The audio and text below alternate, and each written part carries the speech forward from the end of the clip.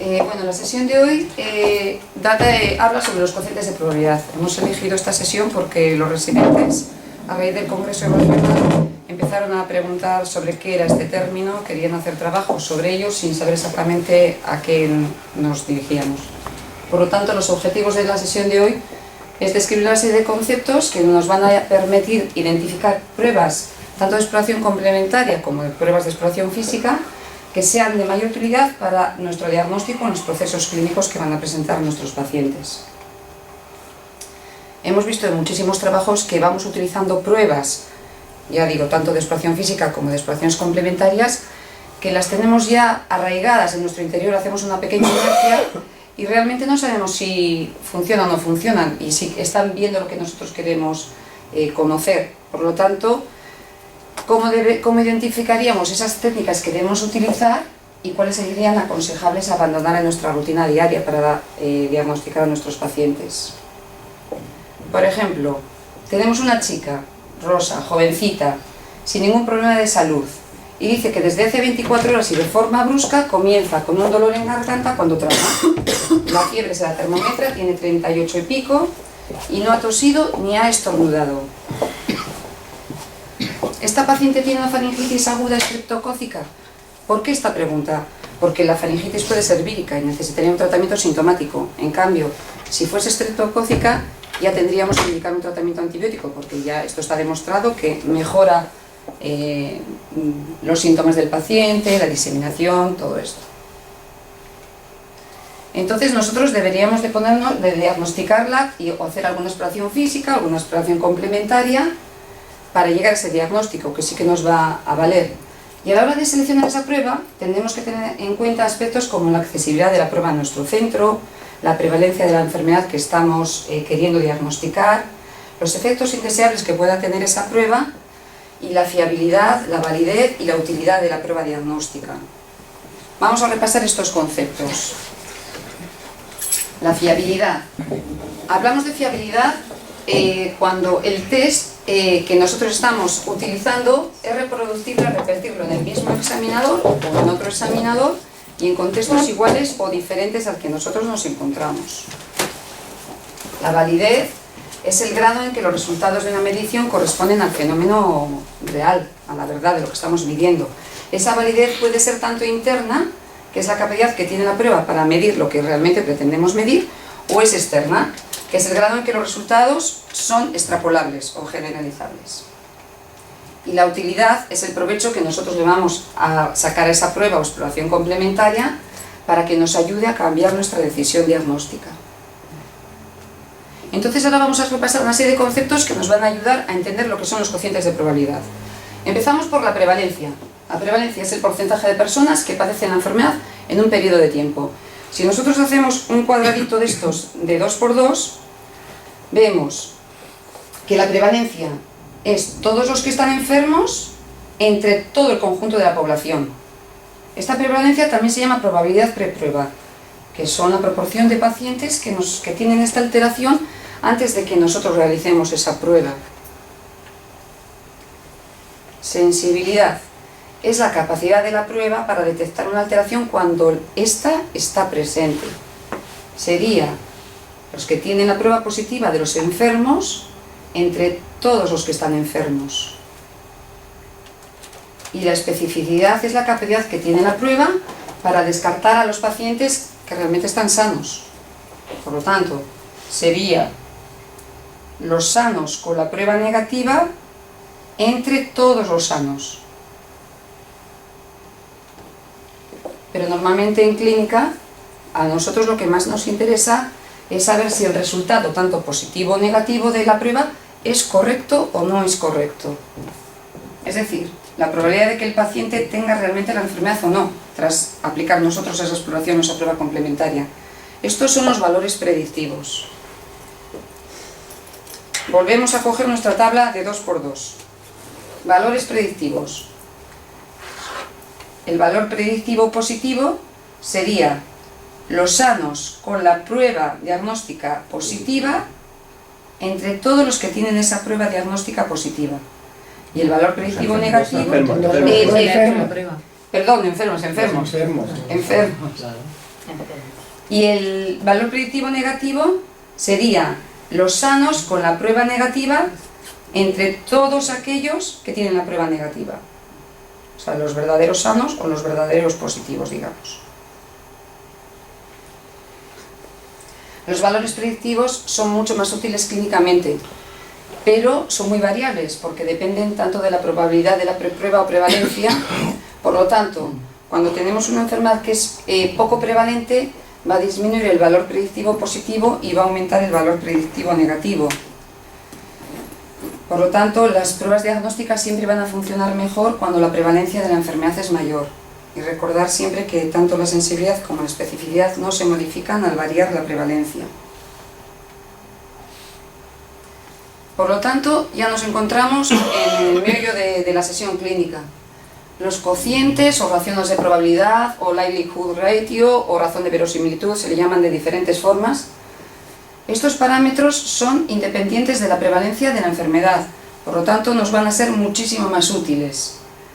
¿Qué es un cociente de probabilidad? Pues lo dividimos en positivo y negativo.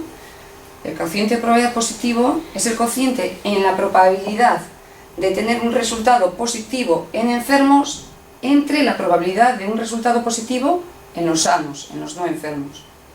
Y el coeficiente de probabilidad negativo es el cociente entre la probabilidad de que la prueba tenga un resultado negativo en enfermos y de que tenga un resultado negativo en los sanos.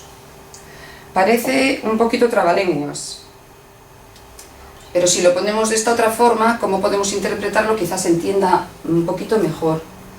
El cociente de probabilidad positivo indica cuánto más probable es encontrar un resultado positivo de nuestra prueba en las personas enfermas comparándolas con las que están sanas. Y el resultado, el cociente de probabilidad negativo, indica cuánto menos probable es tener un resultado negativo en los enfermos que en los sanos. Siempre es deseable que el positivo sea lo más alto posible y el negativo menor de 1. Si le ponemos una tablita, vemos que cocientes de probabilidad mayores de 10 nos generan cambios muy importantes y decisivos en la probabilidad. En cambio, cuanto más nos bajamos hacia abajo, ya entre 2 y 5 los cambios son pequeños, pero bueno, a veces son importantes. Menor de esto prácticamente no generan cambios, y con los cocientes negativos lo mismo. Si son menores de 0,1, los cambios son muy importantes, pero cuanto más nos acercamos al 1, los cambios raramente son destacados. Las ventajas que tienen los cocientes de probabilidad es que combinan la sensibilidad y las especificidades de los test y no se modifican con la prevalencia de la alteración. Permiten conocer la probabilidad post-prueba si nosotros conocemos la prevalencia de esa enfermedad mediante un homograma de Fagan, que es una tablita que luego vamos a ver. Y los coeficientes de probabilidad pues cuantifican el cambio en la probabilidad de una enfermedad en base al resultado de esa prueba que nosotros estamos utilizando. He hecho un pequeño resumen con las cosas más importantes para nosotros. ¿Cuándo debemos utilizar una prueba diagnóstica? Pues hemos dicho, aparte de que sea de fácil accesibilidad en nuestro medio y que tenga pocos efectos secundarios, pues nuestra prueba será más válida si tiene una sensibilidad muy alta, es decir, si detectamos muchísimos casos con la alteración que estamos buscando. Si su especificidad es alta, si nos excluye a todos los casos que no tengan la alteración, y si los valores predictivos positivos son altos, es decir, que un resultado positivo presenta una alta probabilidad de presencia de esa alteración y el resultado negativo una alta probabilidad de que esa alteración esté ausente. Por lo tanto, la mejor medida de utilidad de las pruebas diagnósticas son los cocientes de probabilidad. He puesto aquí una pequeña definición otra vez de cómo interpretarlo. ¿Con cuánta más probabilidad encontraremos un resultado positivo en alguien con la enfermedad que en alguien sin ella? Porque si nosotros nos viene a la consulta una persona que tiene el mismo síntoma, pero el contexto es diferente, a pesar de que el motivo de consulta sea el mismo, nosotros ya nos establecemos un diagnóstico de sospecha, ya hacemos una pequeña, intuimos qué es lo que puede tener. Por lo tanto, mi actividad va a ir orientada a pedir pruebas diagnósticas que me confirmen o rechacen esa sospecha que yo tengo diagnóstica. Por lo tanto, las voy a utilizar para poder llegar a una probabilidad post-prueba. Porque habíamos dicho que la probabilidad preprueba es la prevalencia de esa enfermedad, y si yo conozco esa prevalencia de la prueba y si dispongo del cociente de probabilidad de la prueba que voy a utilizar, puedo saber cuál es la probabilidad posprueba de tener la enfermedad en realidad. Por lo tanto, en nuestro razonamiento clínico diagnóstico, ¿cómo los podemos utilizar estos cocientes? Hemos dicho antes que mediante un homograma de Fagan, que es algo muy sencillito, que son estas tablas que están aquí, y en las que repito otra vez una vez más, sabiendo la prevalencia de la enfermedad y el cociente de probabilidad, puedo llegar a saber qué probabilidad hay posprueba de tener esa enfermedad. Volvemos a Rosa. Rosa venía con la odinofagia, la fiebre, no tosía. Aquí no estamos utilizando ahora la clínica, ni los criterios de Centor, ni nada de esto. Simplemente voy a utilizar una exploración física al azar, bueno, menos al azar. He elegido como exploración física el exudado amigdalar. Lo he elegido porque sé, en los libros de exploración física podemos encontrarlo, que tiene un cociente de probabilidad positivo de 3,4. Eso quiere decir que el resultado de una exudación amigdalar positiva es 3,4 veces más frecuente en pacientes con una faringitis estreptocócica que en pacientes que no la tienen. El cociente de probabilidad negativo es de 0,72, lo que hace referencia a que la ausencia de ese exudado amigdalar pues, es menos frecuente en pacientes con la faringitis estreptocócica. El valor hemos dicho que es un poquito con poco valor, con poco rendimiento, por el 0,72. Entonces, para la toma de decisiones es un poquito escaso. Tiene exudado amigdalar porque se lo mido. Sé que el cociente de probabilidad es 3,4 para el exudado amigdalar.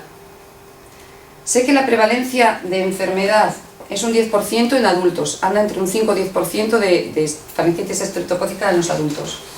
Yo aplico el nomograma de Fagan y digo, si tengo una prevalencia de un 10% y el cociente de probabilidad está aquí en 3,4, trazo una línea y voy a llegar aquí a una probabilidad posprueba de 28%. De un 10% que es generalizado, si yo le miro y tiene exudado en la faringe, mi prevalencia posprueba va a aumentar. Para esto nos sirve. Hemos comentado antes que también estas cosas varían según la prevalencia. Esto es un adulto. Si nos cogemos un niño con el mismo cociente de probabilidad, la prevalencia de faringitis estreptocócica aumenta entre un 20 y un 25%.